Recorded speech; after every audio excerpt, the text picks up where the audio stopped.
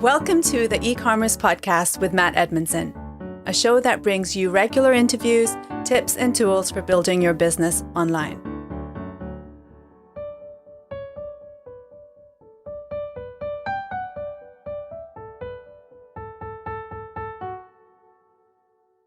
Well, hello and welcome to the e-commerce podcast with me, your host, Matt Edmondson, a show all about how to grow your own online business. Now, if you are watching this live, well done, because Facebook Live is not working at the moment. And so we're just streaming out onto YouTube. So hopefully you've followed the link from Facebook to YouTube and you've made it here. Now, and welcome when you do join us. Now, every week, the beautiful thing about this is every week I get to talk to amazing people from the world of e-commerce and ask them all kinds of questions about what they know and how it's going to help us develop online. And today is no exception. We get to ask, is Amazon right for your digital business? That's right. We are talking about all things Amazon. Love it or hate it, it is not going anywhere. And so I'm super grateful to be talking with Amazon expert John Tilley about how we can navigate Amazon for our own digital businesses. Oh yes, John started his Amazon journey in 2014, launching multiple successful private label brands, and soon after became the co-founder of ZonGuru with Adam Hudson. So we are going to get into John's expertise. We are going to pick his brains about all things Amazon. Absolutely. Now, all of the show notes from today's show will be available after this live stream as a free download on our website. Just head on over to ecommercepodcast.net/50 and you will be able to download them. Okay. So that's the plan. That's what we're going to do. Now, as I said, we are recording this podcast live. We always do the interviews live. We try and stream those interviews out onto Facebook as we're doing them so people can come join along. And the questions have been coming in. But as I said, for some reason, which I've yet to fathom, Facebook is having issues. We are currently investigating an issue affecting connections to Facebook, apparently. So, yeah. Who knows why I can't stream to Facebook at the moment, but there you go. So hopefully it will resolve itself soon. In the meantime, as I said, we are broadcasting on Facebook. So if you are listening to this podcast on the audio version, why not come and watch us on the lives? You can come watch everything that we do. Join in the comments. It'd be great to see you in there and just, get to know the guests that we have on the show. Oh yes. So without further ado, let's bring on today's guest. I'm going to bring on, by pushing this button here, I'm going to bring on John. John, welcome to the show. It's great to see you. What's up, Matt? Good to be here. I feel all relaxed after that intro. Not your intro, the actual music. The music was great. Good choice. Yeah, that music that we use on the podcast intro is quite short. But here's a little unknown fact for you. I wrote that music. Nice. Yeah. Nice. I wrote that music about 18 months ago. I got tired of Facebook and YouTube telling me that I had all sorts of copyright issues on music that I was using that I thought was royalty free. So I thought, bugger it, I'm going to write my own piece of music. And so that's what we did. Yeah, man of many talents. That's great. I don't know about that. I kind of looked out. So, John, thanks for being on the show. And as we said in the intro, you're a bit of an Amazon expert. Now, we've talked a number of times. You're living over in the States at the moment. Is that right?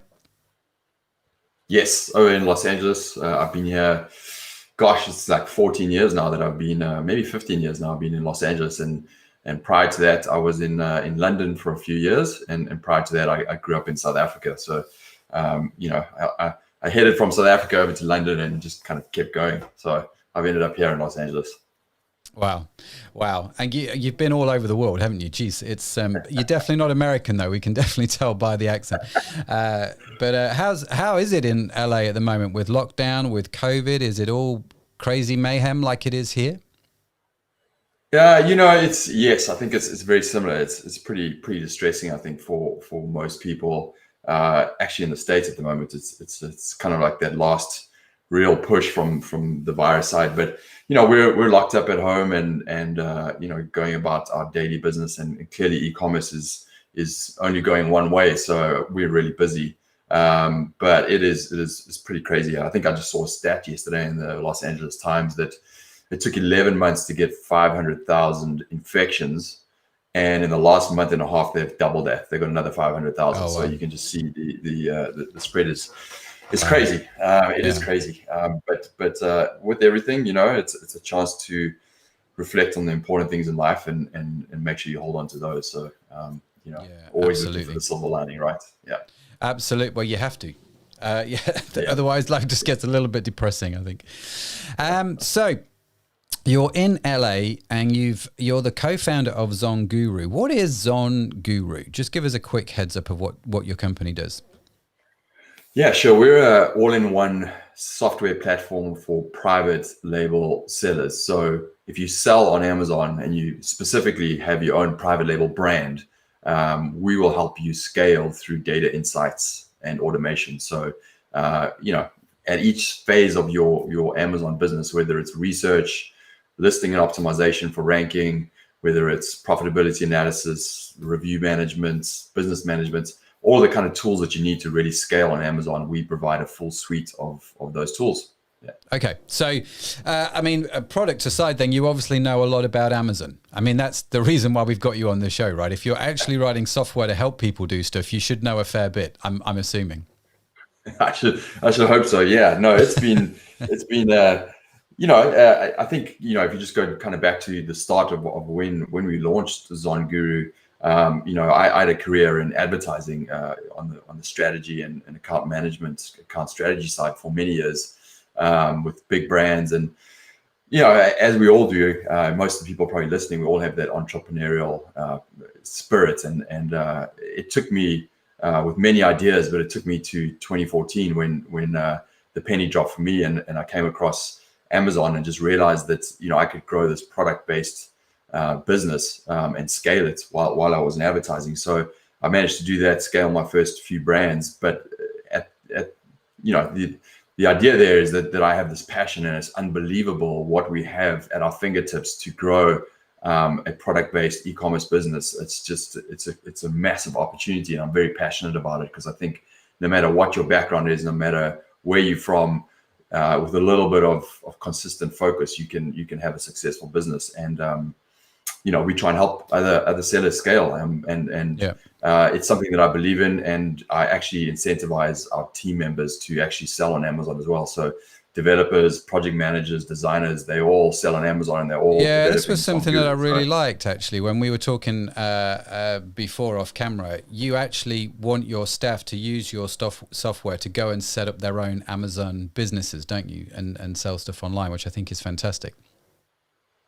Yeah, I think it works. It's such a beautiful marriage, right? Because I believe in this idea, and I think that with anybody who has a full-time job, there's always space to have this kind of second gig where you're growing an Amazon business. It can be your full-time, but it can be part-time as well. And for us, obviously at ZonGuru, if I can help our team to build those businesses and be really successful with that, I think that's an amazing journey to take. But it also results in them becoming our target audience and experts, and they're building software to really help them with their businesses. So it's beautiful from that perspective. And I'm sure you would probably nod your head when I say, developers especially are unbelievable, product or e-commerce business creators, because they have incredible discipline. They're very creative.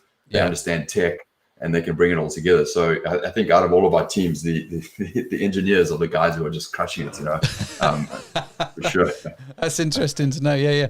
We've done a similar thing recently where we've we're now launching a whole bunch of e-commerce businesses, but the ideas are all coming from the staff, and we're all working on them together. And I think I like this idea of getting your team involved and doing stuff together, and they own part of it, they're part of it, they feel like they're contributing from that side of it as well, which is fantastic. So hats off for that. Now, what I want to do, first part of the show, we're going to look at I want to get into Amazon for beginners. Like if I'm thinking of starting an online business, why Amazon and so on and so forth. So we're going to get into that. The second part of the show, I want to get into a bit more of the advanced kind of thinking. You know, if I'm already selling on Amazon, what are some of the things that I need to be thinking about?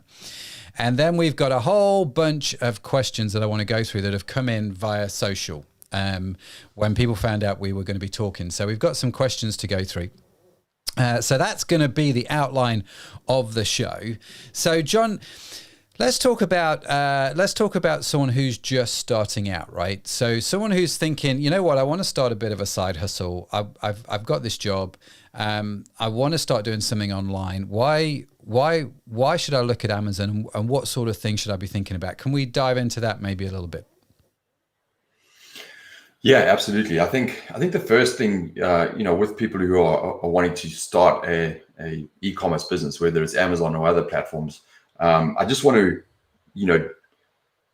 substantiate that idea by saying it is an unbelievable opportunity. I think if you can get into a space in your life where you are selling products and not your time, that is something that's truly scalable. And I see it time and time again where people have been in struggling situations or places where they aren't making ends meet, and they've really focused on Amazon specifically, but a product-based e-commerce business. They've scaled that in just a few years. They are in a financially wealthy position. We have all of these things at our fingertips, from being able to create amazing brands, find amazing products, and get them in front of people. And literally not even see your product or your customer, So it's absolutely something that's scalable. The opportunity is real, and it's something you can do as a side gig to start with. So you really don't have any excuse not to do it, other than if you don't want to put your time into it, because you can do it outside of your normal day job. So that opportunity is amazing. I would say that's the first thing. I think in terms of where to start, and clearly there's different paths. You can start with your own e-commerce store and go that route, or you can start with Amazon. And I would say that my recommendation, and clearly it depends on what product you want to launch, but my recommendation is Amazon, because I think Amazon is, you can do a business just on Amazon, but I would say as you grow your e-commerce brand, because that's ultimately what we want to do, Amazon is a great place to start. It's a great place to get cash flow. It's the best place probably, because if you look at any e-commerce platform, whether it's Google, Shopify, your conversion rates are, you would know it better than me, but in the few percent. Whereas on Amazon, you can get a conversion rate of up to 20% at least for anybody who's landing on your page, because they are going there to buy. They're not necessarily going there to research or anything. They're going there literally to convert. So, on average, you're doing a 17 to 25% conversion rate on Amazon, and you have access. If you're on Amazon.com, you have access to 300 million people, or Europe. It's lower than that, but you have a massive potential, and the demand is there. It's just about getting in front of them. So, in terms of where you start, if you have a great product idea and you want somewhere where the traffic is, and you want to kind of fish where the whales are, Amazon is a great, amazing place to start. Now, how you kind of carve out your niche and how you actually beat competitors and actually get in front of customers, that's kind of the second part of the conversation. But it's a great place to start.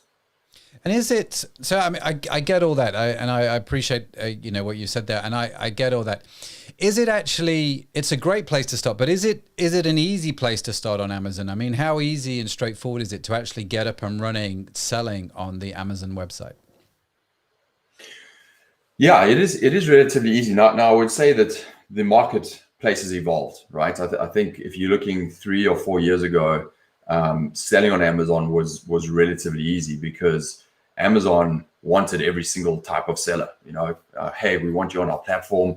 We want to give you a shot at getting your product in front of our customers, and come on, join us, and we will make everything easy. I think nowadays, especially going into 2020, getting on and actually selling on Amazon is more of a complicated process, because they're trying to vet you, right? Okay. They don't necessarily want everybody on there. There's obviously a lot of, with any marketplace, there's a lot of black hat. There's a lot of forgery, that kind of stuff. So you have to go through the right steps, and they are starting to favor, and I put that in inverted commas, but they're starting to favor established brands and established companies already, because they're starting to really get on the Amazon journey. So as a smaller seller, it's a little bit tougher, but that doesn't mean that the opportunity is not there. It's actually kind of a good thing, because to a degree, if you know how to approach Amazon, and you know how to follow the right steps, your competition is less, because you have to step through a few hoops. So it's kind of like a little bit of a moat that allows you to get on there. So, I'm with you. So because it's a bit more tricky to get onto Amazon, there are less people on Amazon. So if you stick with it, you've got less competition. Is that right? Yeah, and if you follow the right strategic process to getting live now, and it's slightly different today than 5 years ago. It was like, hey, let me go to Alibaba, let me source a black yoga mat, put that up on Amazon, and I'm making sales. It's not that easy anymore. But if you have a little bit of chutzpah and a little bit of energy, you've got a really good shot. And I see and I speak to customers who literally have launched 3-4 months ago, and they are now doing 50,000, 60,000, 100,000 a month just on Amazon, because they nailed it. And then that's starting from zero. So it is there. And I think, sorry, the last point on that is that you don't forget, you also have a global opportunity, global marketplaces. It's not just Amazon.com in the US. Once you have your product idea, you can look at the various markets, whether it's Europe, Australia, which is coming up. India is a great one. Japan, looking and validating your product on each of those marketplaces. And you can, with various software, you can open bank accounts anywhere in the world, and you can sell on those platforms no matter where you're based. It's a fairly straightforward thing to do. So, these guys that started 3 or 4 months ago, and they're turning over 10, 20 grand a month, which is fantastic. What did they do, which the guys turning over 0? Do you know what I mean? After 2 months, what did they do that was different? What are some of the key steps that we would need to take if we want to be turning over successfully after a few months on Amazon? Yeah, really good question. And I think one of the things to think about Amazon in 2021, at least, is understanding that this marketplace has grown massively. Just in a year, right? With obviously the pandemic and everything, everyone is buying on Amazon, and literally everyone.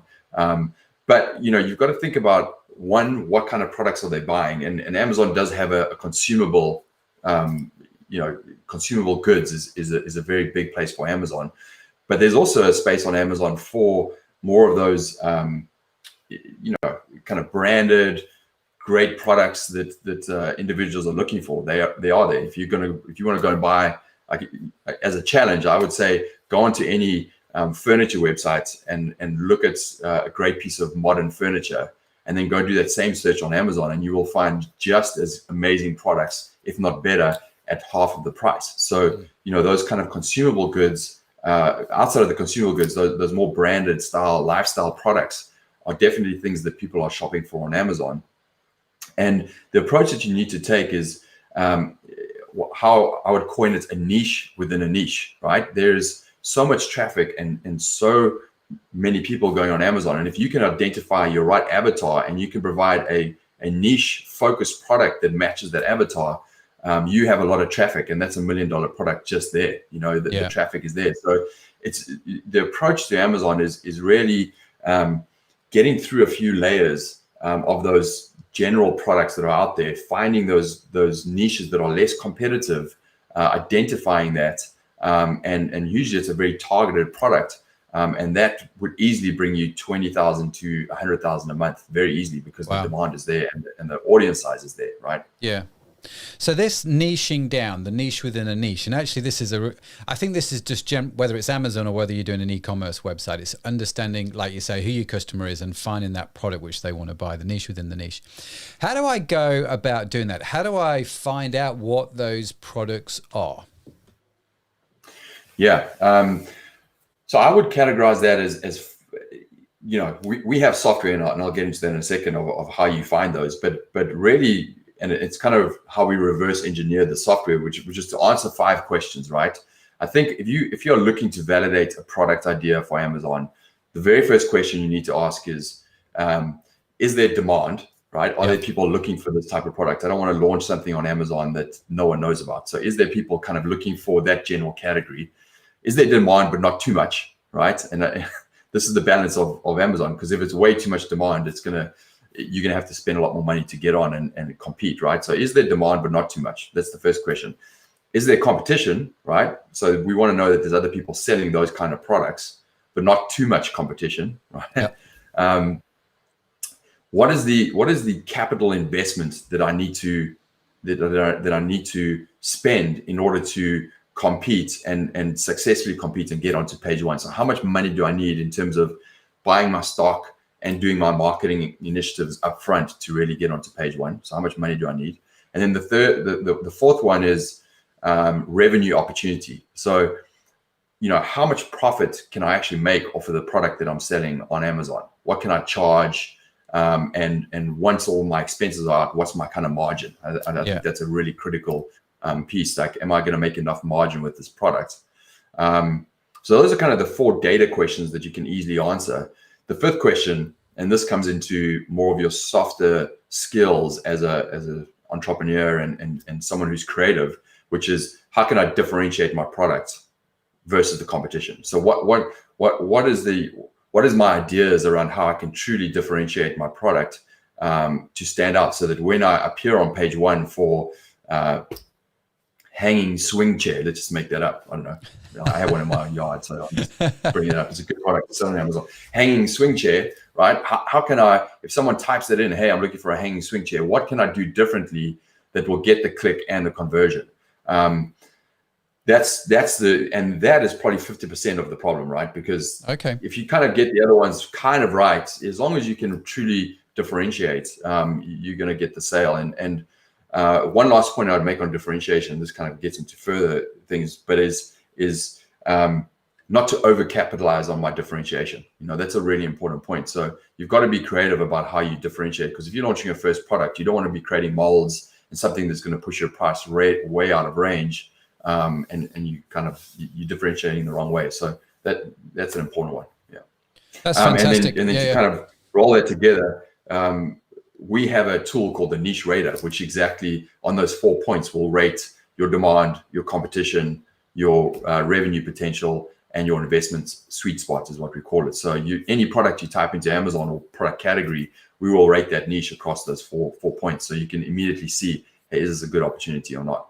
Okay.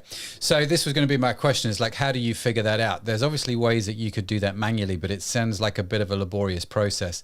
And so this is where software actually helps a lot. So I assume you've got some kind of algorithm which looks at data and gives you some kind of indication, which I think is, I like the simplicity of that. Do you know what I mean? Because I haven't got hours to trawl through myriads of data. I just want someone to say yes or no.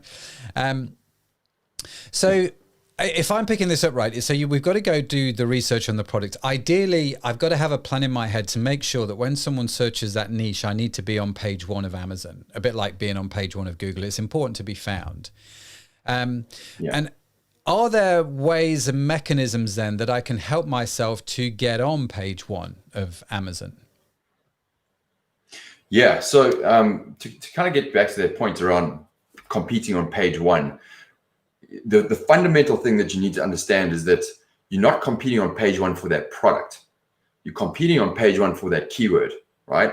That's a really, really important kind of penny to drop for anybody listening is, and there are many thousands of keywords that you can type into Amazon to find your product, right? So if you take that example of hanging chair, you can type in hanging chair as a broad keyword. You can type in swinging hanging chair for the yard, et cetera, et cetera. So there's millions of ways that the customers, and funny enough, as you look at data, interesting ways in terms of keywords that people are typing into Amazon to try and find those products. Yeah. So what's really important to understand is when let's say you've got this idea, hanging chair, and you've typed it into Amazon, hanging chair, you've looked at page one, you've looked at our niche rating system that comes on, and it will tell you how much each listing on page one is, how much money are they making on a monthly basis? Are they making 20,000, 100,000? What's the competition like? All of those kind of things to validate that niche.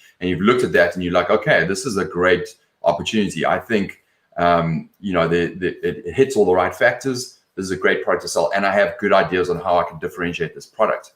The next kind of phase on that is to say, okay, well, how do I approach selling this on Amazon to beat my competition? And the biggest thing you can do is look at all of the types of keywords that Amazon customers are typing into Amazon to find that product, and then looking at what kind of demand each of those keywords bring in, what kind of traffic, and then how competitive are all of those keywords? Are my competitors focusing on those? And most importantly, where are the opportunities?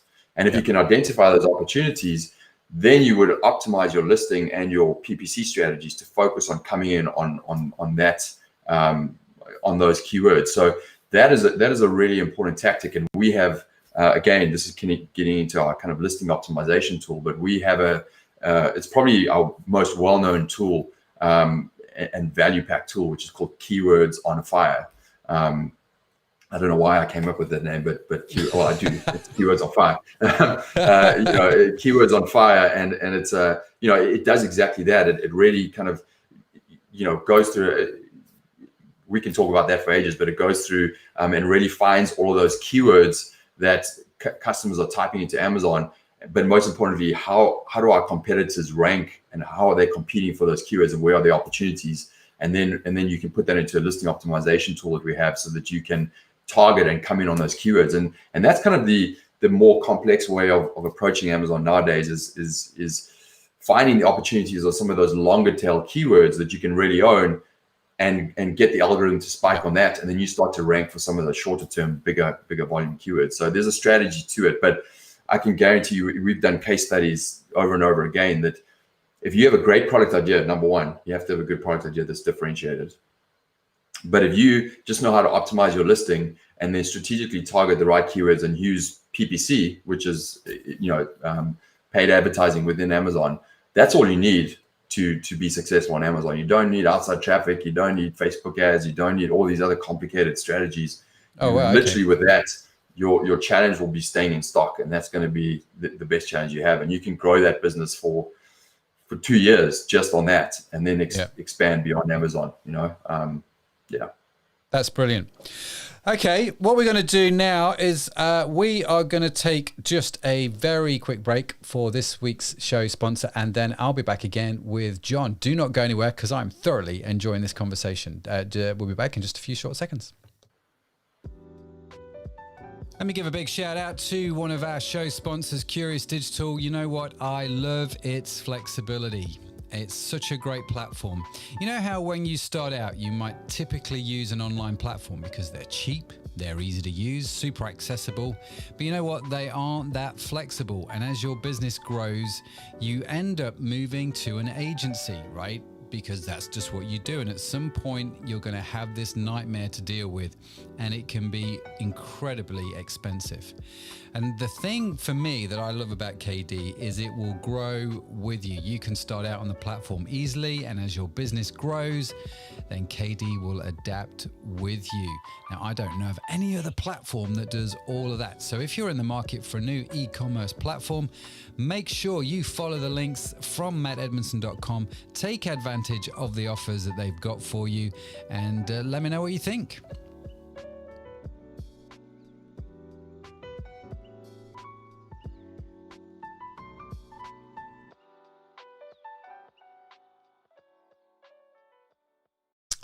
Okay, I'm back with John Tilley, who is an expert on selling on Amazon, and we are getting into a very fascinating conversation about some of the things that we need to do.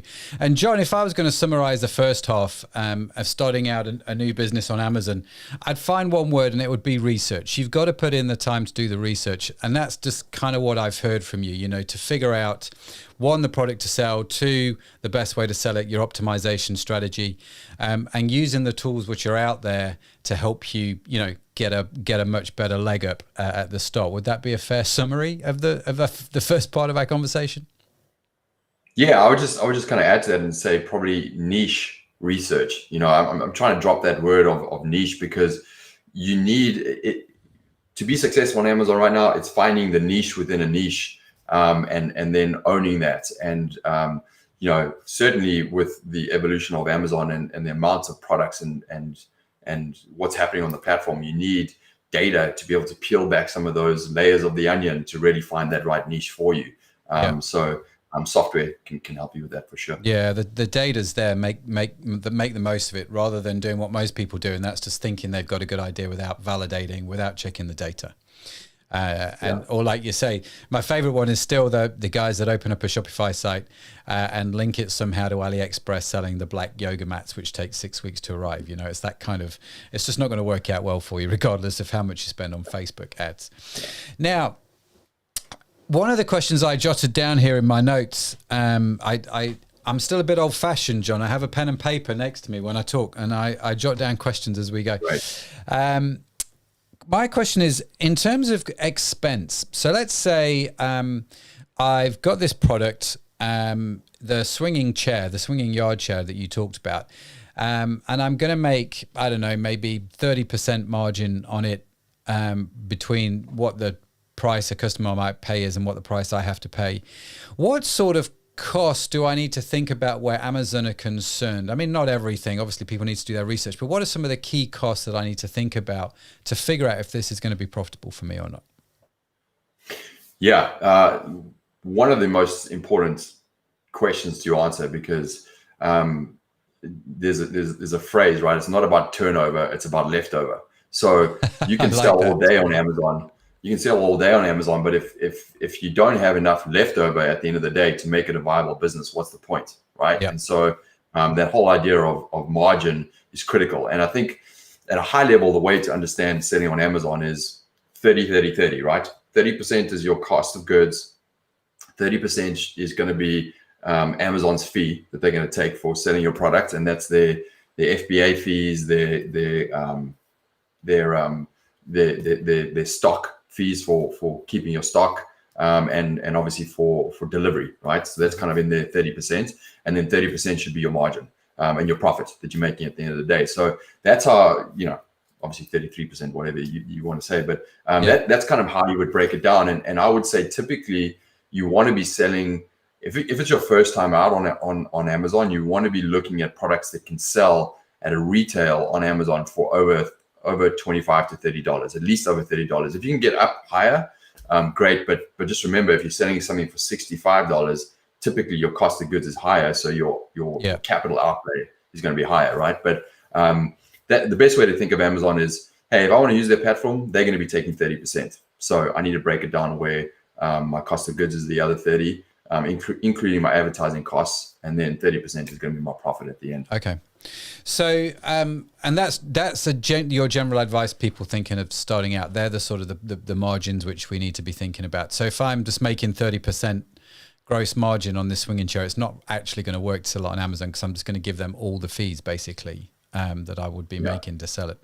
So I need to find a better margin. One kind of trick on that, and I think people don't think about this too much on Amazon, surprisingly, but there's so much competition happening at that cheaper price point, right? So when you go and you look at hanging chair and you type that in, you're going to see products on there around $30, $35, around there, and a bunch of competition. But if you can, even just use your filter and kind of look maybe up at like the $90, $100 mark, are there products selling in that category for around that? And what are they doing differently to be able to charge that amount? Because often what you'll find is there is a niche in a way that you could potentially market your product to be at the higher end of the price point, but your cost of goods is actually the same, right? Yeah. So that's a really good place to be, is if you can keep your cost of goods down but charge a higher amount. A higher premium. No, that's great advice. I always, one of my theories about doing business and doing it well is don't try and be the cheapest, because you're never going to win that battle, right? Someone's always going to come cheaper than you. It's a race to the bottom, as they say. So the same then is true on Amazon. Don't race to the bottom. Just actually try and get in that upper price range of products. Yeah, there's horror stories of Amazon. I think you'll hear it you'll hear it all the time, and people love to talk about their horror stories. But someone launches a great product on Amazon, and within 3 months, Chinese sellers have cottoned onto this product opportunity. They're selling something half the price, your margins are gone, and your product is dead, right? And that happens. But anybody who has that horror story, I'm going to turn around and be like, well, how did you actually approach Amazon, and why did you end up picking that category? And fundamentally, those are probably entrepreneurs who are seeing a trendy opportunity. They've jumped on. They're trying to make cash flow, and either they're smart enough to understand that they're going to make cash flow, and they've got a window to make that cash flow, and then their margin is going to be eaten, and they need to move on to another product. Or if they're not smart enough, their product dies, right? So you've got to really fundamentally ask that question at the beginning, and I believe your audience is probably the latter. But the former question is, hey, am I just wanting to sell a product on Amazon to make cash flow? That's fine, but understand that you're just selling a product, you're not selling a brand, and it's very easy for people to replicate your product idea and eat your margins. Or am I approaching Amazon where I'm actually fundamentally creating a brand? And if that's your answer, you're fundamentally creating a brand. If you're approaching Amazon, your vision of what you're creating is bigger than just selling on Amazon, right? You're creating a differentiated product that you are selling on Amazon to generate cash flow for your brand. But you're hopefully looking at ways to take that audience that you're getting on Amazon is almost like your product that you're selling there is almost like one of your channels, and it's a lead magnet. You're trying to get that first sale, and that's the first communication point you're having with that customer, that first contact. But hopefully you have a Shopify, you have an e-commerce website, you can get them engaging there, you can give them value, and you can build your audience there. And at some stage, you will have a channel on Amazon that launched you and got you some good cash flow. But then you have other channels, your e-commerce platforms, everything else, and they all work together. And that's how I encourage anyone who is looking to sell on Amazon is, what is your vision? It's the best place to start, in my opinion, on Amazon, but your vision for what you're creating should be bigger than that. Okay, so this leads us nicely into this sort of conversation around maybe a few more pro tips. So let's assume that I've been on Amazon a little while. I'm turning over the 30, 40, 50 grand a month. And so what are some of the things then that I need to be... Just woohoo! What are some of the things then that I should be thinking about if I'm already on Amazon, if I'm already doing okay with it? Where can I take my business from that point? To sell $40,000 or $50,000 a month on Amazon, that's a 6-figure a year business. You could potentially be making $100,000 profit, great profit. That's a salary, right? You potentially would be doing that with one good product, or you might have 2 or 3 products that you've launched. Everyone's like, hey, I want to be doing $1 million on Amazon. That's probably 3 or 4 or 5 products down the road, right? It's a collective couple of products. So at that point of making 30 or 40,000 on Amazon, you have to think about your strategic growth, right? And there's a number of ways to do that. One is, do I double down on that one product idea? Another one is, do I build out a few products under that brand? So launch my next product and build out a few. Or do I expand my marketplace and move to other marketplaces? Go to, if I'm on Amazon.com, go to Amazon Europe. And there's various benefits and a diversification of risk for all of those, right? So there's pluses and minuses for all of those. Clearly, it should be driven by what kind of brand and product you've come up with. But if we go back to that hanging chair idea, right, the hanging swinging chair, the best case scenario is you've chosen a supplier who has other products that are easy for you to launch. And that's one of the biggest insights that I've had from my experiences. If you can choose, the hardest thing for Amazon is actually finding the right supplier and getting that product onto Amazon. So if you have a great first product, and that manufacturer has a line of products behind that, you are in such a golden position, because literally you can just keep launching product after product. And that's an amazing way to scale your business. And it's an amazing way to diversify your risk, because you're not just, doubling down on one product. So the first piece of advice there would be, try and don't take your foot off the gas pedal, because it is easy once you're doing 40, 50,000. Yeah. But double down and invest those profits into launching your next and your next and your next product. If you can get 5 strong products on Amazon, you will be guaranteed you're doing over $1 million in revenue for sure. If you can nail those down, it's pretty easy to get there with 5 really strong products. So that's the aim, is to get that 5 strong products or more on Amazon. That should be the minimum I should be aiming at if I'm going to start selling on Amazon. Yeah, that I would say is one approach. The other one is to launch that same product on different marketplaces. So validate your product idea on other markets and launch there. So kind of go global. There are a lot of challenges that come with that, and mostly it's operations, right? Because now you're dealing with stock in different countries, stock overflows. How do you kind of handle that? So I would say it's probably a strategy for down the road. I would probably get to that million in revenue a year by launching a few products. And then the third approach, and I love this approach, and I've had friends who've done this. And if you can get the right product, this is the best approach, is to double down on your one brand and your one product idea, right? And let's take a different example, right? And I would take the example of maybe a coffee, let's say a coffee pot, like one of those stovetop coffee pots. If I can get in and I'm selling that on Amazon and I'm doing 40, 50,000 with that product, I would treat that as a lead magnet for my coffee brand. And what I mean by that is, you're selling that one product on Amazon. Your customer buys that product, the coffee pot. They get the package. They open up the package. Inside the package, there's a great, leaflet that you put in there, an insert that talks about your coffee brand and your website. And you double down on your website. You have this amazing brand experience on your website. You get your interested customer who has a great experience unboxing and seeing your brand to go to your website to download a PDF on how to make coffee or whatever that is. And then you build your custom email list there, and potentially down the road you start to sell them a subscription to coffee. Right. Now what you've created in probably, that might be a 2-year plan, right?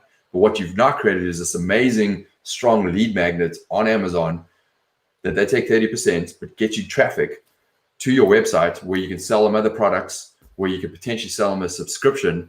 And as much as I know that anything that's a subscription service, just 4x's the value of your company, right? And now you have a company that's sellable for a way, way higher multiple.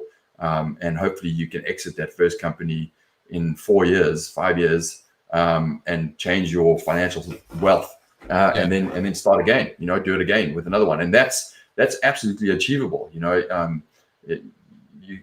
If you don't envision it, you're not going to achieve it, but that is absolutely achievable. And that's another way to approach Amazon, is to double down on your one product, your brand, and maybe that is 5 SKUs or whatever. But I would, it's kind of the reverse of what you're doing on e-commerce Shopify platforms, right? You're creating this amazing brand, and then going to Amazon. So that's how I would approach it. Yeah, that's a really interesting idea about using Amazon as a lead magnet to build your traffic in your website. Because one of the fundamental problems, of course, with Amazon is it's Amazon's customer. They're not your customer when they buy. How do you, you mentioned about putting a leaflet, which encourages people to come to your website. Is that the main way you would get people coming through to your website? What are some of the things that you've seen which you think have been quite clever? Yeah, look, most of those are against Amazon's terms of service, right? Even to a degree, the leaflet is a gray area. But again, at the end of the day, that's your product that you've created and it's in the customer's hands. But, Amazon tries to your point, they say their customer is their customer, and you shouldn't be able to harvest that customer list. Now, there's definitely tactics like getting the order information and matching it on databases and getting email addresses and building it that way. It's a big no-no. I would say at the end of the day, the best way to create your customer list is to do it through your leaflet and your insert and drive them to your website, and then have some kind of value add lead magnets. For example, how to make coffee, make the best coffee and download it for an email address. That's one way.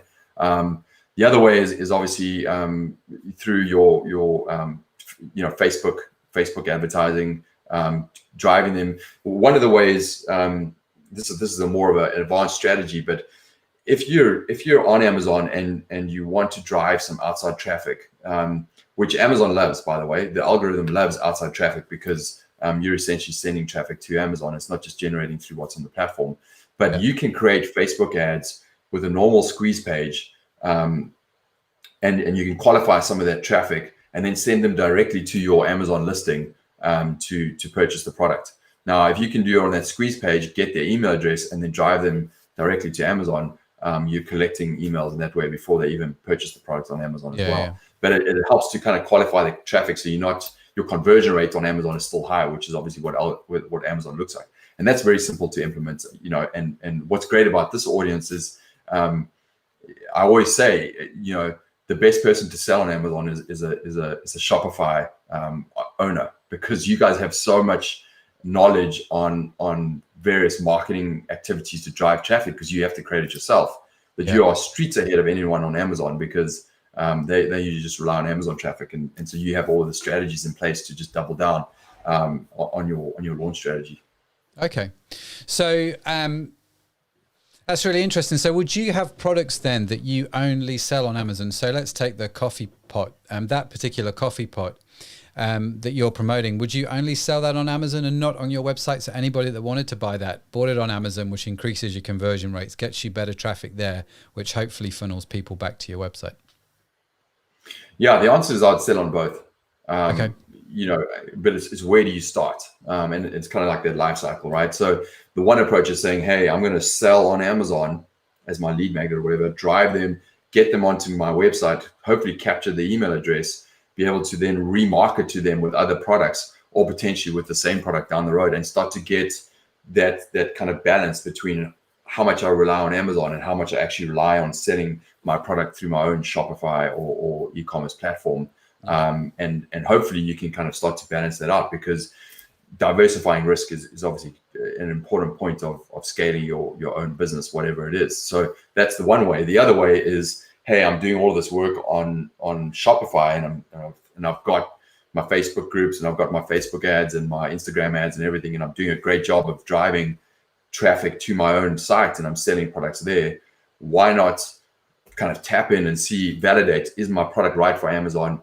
Sell it through the Amazon platform, and then for a little bit when I'm launching, drive some of that traffic from my website straight to Amazon, convert, drive that ranking up, and then you scale that. But then if you have that whole loop of your product and driving to the website, you can kind of get it flowing from both ways, and it will absolutely triple your business for sure. Okay. Wow. I feel like, John, we could go on all night talking about this, because I have a whole bunch of questions, but I need to turn to some of the viewer questions.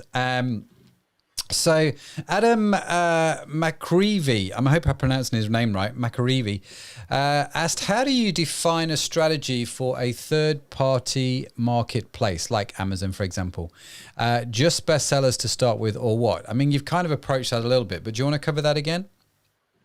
Yeah, I would say not bestsellers, right? And I think, just to summarize the point, the way to approach selling on Amazon or as a third-party seller is to find a niche within a niche and validate that product idea on Amazon, because you want to be able to differentiate, and you want to compete where there's less competition. That's the right way to start. So don't go into bestsellers. You're looking for that $20,000 to $50,000 a month product idea.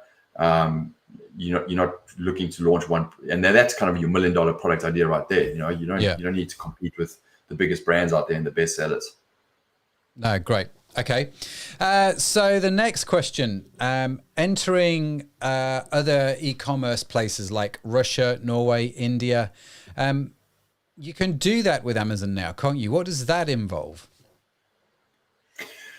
Yeah, so Amazon obviously has a model, and they're trying to expand it globally. I think the latest marketplaces is Amazon Singapore, Australia is a new one. Amazon India is a new one, which they're successful with. Amazon EU is a variety of different marketplaces, and each one is treated separately in Amazon's world. So you don't just go and sell on Amazon USA and you get your product on every single marketplace. You have to actually literally open in each of those marketplaces, and you need to have a bank account for each of those, and the ways of kind of moving your money around, your capital. The good news is it's very simple. You can use something like ping pong payments or TransferWise.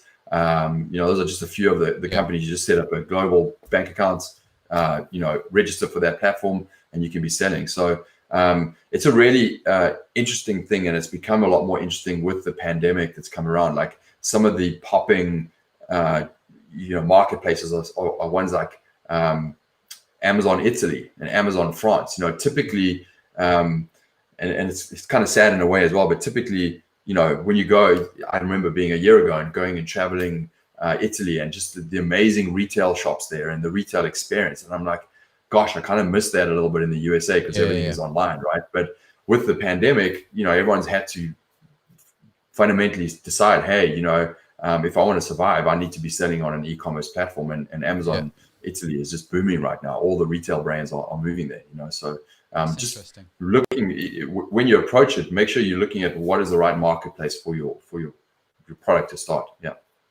Okay, awesome. Another question here, relating a little bit to you talked about having different bank accounts. The question is, do you need different payment gateways for different countries? No. So, you basically need you need a bank account, and then you can have virtual bank accounts in the same currencies. But, at the end of the day, Amazon is amazing because they collect the payments and they pay you. So, you just literally sign up there, you put your bank account details in, and every 2 weeks they slip a check into your bank account. That's it. So they pay you. So you don't need any payment gateways, do you? That's Amazon's problem. They process the payments. They do all of that. That's part of their fee that they're charging you for, isn't it? Yeah, absolutely. Okay, yeah. Awesome. My final question from Beverly Watson on Facebook. She had a really interesting point, actually, and I thought we'd close out the show maybe with a slightly contentious issue, and that is a lot of people are not happy with Amazon. Like in the UK, there's a lot of people who will boycott it because of tax. I'm not going to get into it because I don't want Amazon lawyers to sue me, but there's a belief that maybe Amazon are not paying enough tax, or they're not treating their employees right. Or there's the other argument which says that, if 1 in 2 e-commerce transactions are done on one website, that's way too big of a company. That's like a monopoly. That's not great for small businesses. What do you think about that? Yeah, if you look at the growth of Amazon over the pandemic, when the world has been struggling, and their success, it's incredible, and hats off that all the kind of the universe is aligning, and they've been as successful as they are. But certainly I think Amazon and Jeff Bezos don't have everything right, and I think they don't pay tax, right? And that's, at the end of the day, that's not their problem. That's the government's problem. They should be, right. There should be an enormous amount of money that they're paying on that should be used to redistribute. I think that's a major problem, and I'm sure it's going to be fixed soon. I think that's one of them. As far as I know, the kind of charitable side of Amazon is not strong. And there's been a lot of contentious issues around how they've actually supported their essential workers who are going out and delivering these things, and how they've been looked after. On the other side, there's also a bunch of things that are saying, you speak to anybody who works for Amazon and they're like, thank goodness they've been able to support us. And I've had a job through this crazy time, and don't take that away from me, because I need this, and I'm taking all the precautions I need, and I need to be out there delivering. So, and then the final piece, which I think is a big contentious issue, is how do we support the small business owners, right? I think with the pandemic, retail stores are closing down left, right, and center, and there's a big movement, at least here in the USA, to buy locally, right? And the same in the UK, to be fair. Yeah. And I would say if that's your intention, you shouldn't be boycotting Amazon, because there are so many small businesses that are actually selling products on there, and they are all there. I mean, that's what third-party sellers are. We're small to medium-sized businesses selling on the platform. Now, clearly, there's some bigger brands that are on there, and it depends on if you're buying consumables or not. But if you're looking for that chair or the hanging chair, or you're looking for those are small businesses, and they need support. So I think at the end of the day, I would say, shop smart, right? Understand what you're doing, buy locally, but also if you're doing it on Amazon, you're getting something in a few days, but you can choose your products in a smart way where you're supporting small businesses for sure. And what better way to support them than to buy products? Yeah, absolutely. That's a really interesting. I mean, the ethical debate, I think, could go on and on and on and on and on. And we've heard success stories on Amazon. We've heard of horror stories about how people were treated by Amazon. I think, in closing, I'd love to know what you think about this, Jon. And tell me if I've got this wrong. A lot of people have asked me over the years about Amazon, what I think about it. And I'm like, you know what? If 50% of e-commerce transactions are on Amazon, it's a very interesting marketplace to look at, right? Full stop. But don't put all your eggs in that basket. If you are just reliant solely on Amazon for your business, you know what? The next day they change their mind and you're not selling that product on Amazon, somebody else is selling it or they're selling it.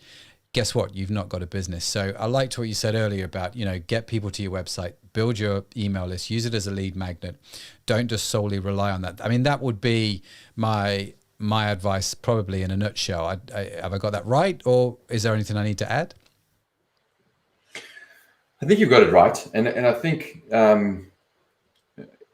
my summary on that is there's no easy hacks. Right. You hear of these stories of easy hacks and easy ways of making money.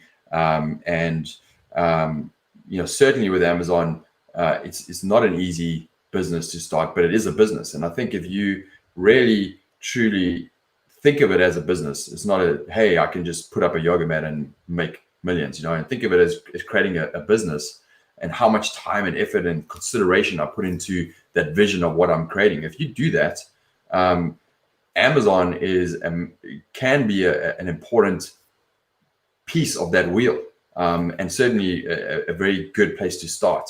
And if you approach it with good business acumen, and you strategically grow your business and you do it in the right way without getting distracted by these shiny, hacky ways of trying to grow your business, and you apply consistent focus on that, within a year or two, you have an incredible business that has been built in the right way. Yeah. You have a solid rock foundation, and you can scale that business. And that's my final piece of advice. Like, if you're going to be successful on Amazon, do your business homework, understand how to grow an e-commerce brand. And that means finding and creating the right product, finding the right suppliers, putting in place the right marketing and strategic tactics, and most importantly, building your team in the right way, getting the right procedures in place, and being disciplined about that, and growing this healthy, amazing business, and accessing all the right educational information so that you grow this in the right way. That is achievable. If you're not successful, it's probably because you either haven't educated yourself in the right way, or you've tried to take the easy way out and you try to hack that. Yeah. And you just got it wrong. So No, fantastic. Fantastic. Jon, listen, it has been an absolute pleasure to speak with you about this. And I'm sure that many of the guys either, that are going to be listening to the show, either through the video or through the audio, however they listen to the show, they're going to have comments, they're going to have questions, and they're going to want to get in touch with you. How do people do that? What's the best way to reach out and connect with you? Yeah, I'd happily connect with anybody here. Obviously we have a passion to help people grow the e-commerce brand, and obviously start with Amazon. But any handle for us at ZonGuru on Facebook, Instagram, YouTube, we're there. We have a lot of educational content that you can consume. I would highly recommend going to zonguru.com, checking out our software, our platform, but also going to our blog. We have a blog on there that has so much valuable content and stuff that you can download and just really connect with us that way. So I would start there. And we have a 24-hour support on there with people, again, that are passionately wanting to help you. So if you have questions, just go on there. And through that, you'll get access to everything that we have. There's podcast materials, etc. So I wish everyone the best. If they are just looking to launch at Amazon, we have a bunch there. We have a hot products lead magnets that you can download and kind of see what's selling on Amazon right now. So that's a good place to start. And then I think one other comment I'd make is that for the European listeners, we have tools that are live on Amazon Europe. But in a couple of weeks, kind of hot off the presses, we have a full integration with our that niche radar tool that I talked about. That's coming live in just a couple of weeks, as well as the keywords on Fire one. So there's a lot of excitement around that. And if you get in right now, you'll have access to that. So check that out. Yeah, I will definitely be checking that out myself. And like Jon said, you can find out all that information at zonguru.com, which is ZonGuru.com, right? Or Z if you're in America rather than Z. There you go. ZonGuru. Jon, listen, really, really appreciate you being here. Thanks for taking the time to talk to us. We're probably going to need to get you back on the show at some point again to carry on this conversation, because I feel like it's a deep rabbit hole that we could probably go down a little bit more. But thank you so much for being with us. Really, really appreciate it. Yeah, thank you. It's been very enjoyable. I would love to be back at any stage. We can dive in on specific topics or come back as the world changes. I think the interesting thing about e-commerce is it's just rapidly changing. And so, in 6 months' time, who knows what we'll be talking about, but it's a lot out there. So always fresh and interesting for sure. Absolutely. Thanks, Jon. Thank you. Okay, well, massive thanks to Jon. Wasn't that a great show? Isn't he fantastic? I don't know about you. Like I said, I feel like I could just pick his brains for many more hours about this topic. And so, you know what, like I always say, my aim is to get great guests onto the show to find some real practical nuggets that I can use to grow my own e-commerce businesses. And I got some today, let me tell you. I'm looking forward to checking out his software when it comes over to the UK. Because that whole research thing and doing that research thing, genuinely, I'm a big fan of it. I am a big believer of it, but I'm a big believer in getting the software to help you do it too, because there's a lot of data to trawl through. So I hope you got some great stuff out of this show too. If you did, then I would appreciate it if you could rate the show on iTunes or wherever you get your podcasts from, so we can grow the show, reach more people. This is season 5. Can you believe that? This is the first episode of season 5. And so if you want to know more, if you want the show notes, like I said at the start, the transcripts, the show notes, all of the links that Jon mentioned will be on the website. You can get them for free at ecommercepodcast.net/50. Yes, because it is episode number 50. So head on over to ecommercepodcast.net/50 to get access to all of today's show notes. Thanks for listening. Make sure you come back next time, as we've got some more great guests lined up. Let me tell you, all all there to help us grow our e-commerce businesses, just like John's done. We're going to get some great value out of them. Hopefully next time when we're live, we'll also have Facebook Live working as well as YouTube. Thanks for being with us. And as I said at the start, we do play the interviews out on live stream over Facebook and YouTube as we record them. So do make sure you head on over to our Facebook page or our YouTube page. Make sure you hit the subscribe buttons there and you will get a notification every time we go live. It just means you can come, you can listen to the show, and like the folks did tonight, you get a chance to ask questions to the guests and they can answer them directly for you. So make sure you do that. That's all from me. My name is Matt Edmondson. You have been listening to the e-commerce podcast. I'll be back again very soon. Thanks for listening. Bye for now.